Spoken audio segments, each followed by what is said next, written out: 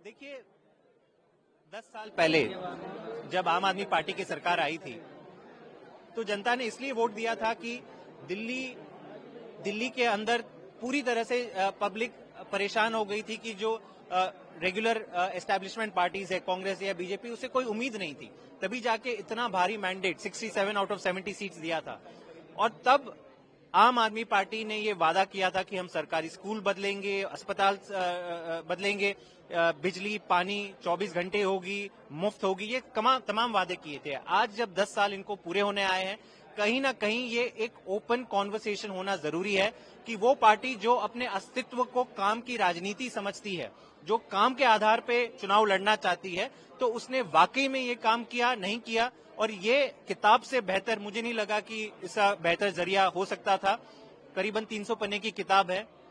मैंने कुल 6 सेक्टर्स का पूरी तरह से इसका समराइज किया है। बिजली, पानी, शिक्षा, स्वास्थ्य, एयर पोल्यूशन और ट्रांसपोर्ट, क्या क्या काम हो गए हैं, कितना बदलाव हुआ है और जो काम नहीं हुए हैं वो भी मैंने बताया है।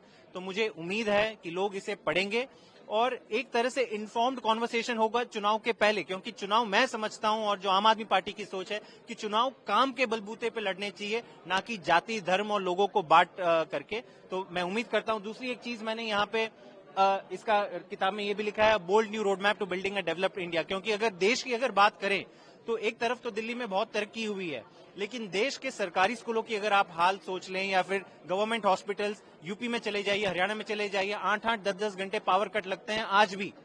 तो कहीं ना कहीं देश में मुझे लगता है दिल्ली मॉडल को आगे बढ़ाने की, स्केल अप करने की जरूरत है।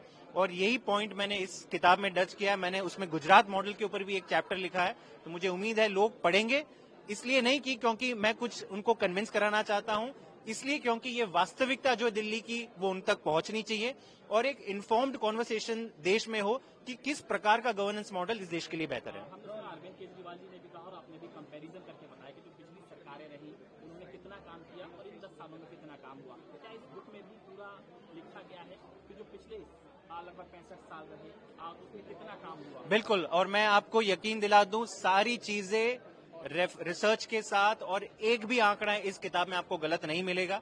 तो मैं उम्मीद करता हूं कि जो कई सालों की मेहनत है लोग पढ़ेंगे और इसे पसंद करेंगे। Thank you.